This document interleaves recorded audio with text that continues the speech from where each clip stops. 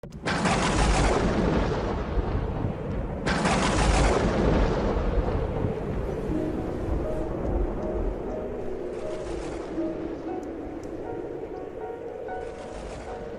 ce temps-là, Jésus disait à ses disciples, « Demandez, on vous donnera, cherchez, vous trouverez, frappez, on vous ouvrira.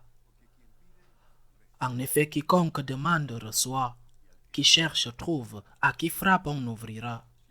Ou encore, lequel d'entre vous donnera une pierre à son fils quand il lui demande du pain, ou bien lui donnera un serpent quand il lui demande un poisson? Si donc, vous qui êtes mauvais, vous savez donner de bonnes choses à vos enfants, combien plus votre Père qui est aux cieux donnera-t-il de bonnes choses à ceux qui les lui demandent? » Acclamons la parole de Dieu. Demandez et on vous donnera. Mais comment faut-il demander? Nous célébrons aujourd'hui cette fête des saisons de pétition et d'action de grâce. Une fête ancienne, une fête basée sur les rites des récoltes qui, à cette époque, étaient déjà terminés. La vendange était terminée. Une fête qui était la dernière des récoltes avant le début de la nouvelle récolte. Par exemple, la récolte de l'huile. C'était un temps de repos, les pluies arrivaient, une époque de tranquillité. Nous devons demander. Nous devons savoir comment demander. Sinon, notre demande peut ne pas avoir de résultat. Mais la fête d'aujourd'hui ne concerne pas seulement de pétition, mais aussi d'action de grâce. Nous devons rendre grâce et nous devons savoir remercier. Demander, oui, mais comment demander? Remercier est un devoir, mais comment le faire? Peut-on demander sans remercier? Première chose, comment demander? Il faut demander depuis l'amitié. Dans cet évangile que je viens de lire et dans le fragment précédent, le Seigneur parle d'amis ou d'enfants. Il faut demander à partir de l'amitié. Si tu offenses Dieu, comment vas-tu demander? Demande-lui d'abord pardon, réconcilie-toi avec lui, enlève l'offense de ses yeux et ensuite tu lui demanderas. Irais-tu vers quelqu'un que tu insultes, à lui ou même son fils? Irais-tu vers cette personne pour lui demander une faveur? Il te dirait certainement, arrête de m'offenser et viens ensuite me demander une faveur. Comment la demander? Premièrement, à partir de l'amitié. Reviens à la grâce de Dieu si tu l'as perdue. Deuxièmement, il faut demander à partir de l'humilité. Ne pas exiger. Parce que la demande ne peut pas être une exigence. Les droits s'exigent, les faveurs se demandent humblement.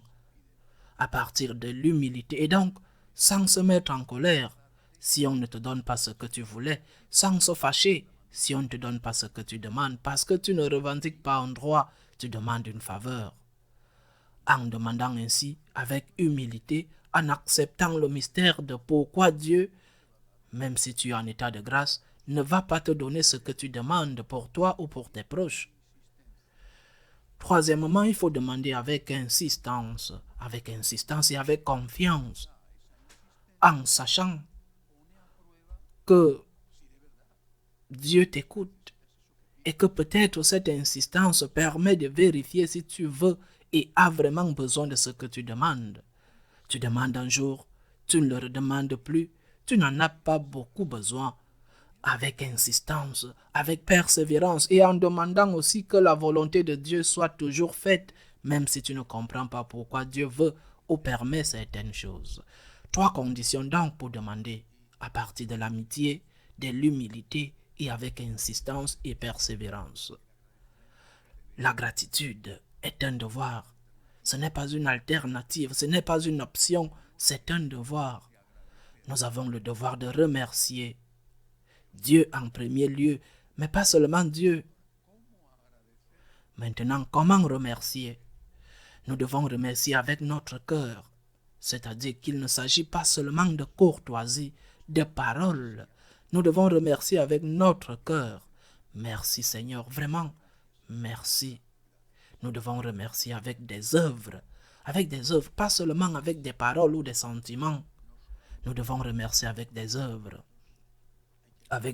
d'amour à celui qui nous a aimés, avant tout Dieu, mais aussi des personnes, avec des œuvres. Gratitude avec des œuvres, ces œuvres que l'autre a besoin. Si une personne a besoin que tu sois à ses côtés, peut-être qu'elle n'a pas besoin que tu lui donnes de l'argent à ce moment-là. Elle n'a pas besoin d'argent. Elle n'a pas besoin de ton argent. Elle veut t'accompagner. Remercier avec le cœur et avec des actes. Et aussi, remercier pour le passé. Parce que souvent, on nous a donné. On nous a aidés. Et puis nous oublions immédiatement. Si on ne te donne plus en ce moment, nous oublions immédiatement tout ce qu'on nous a donné par le passé, comme si cela n'existait pas.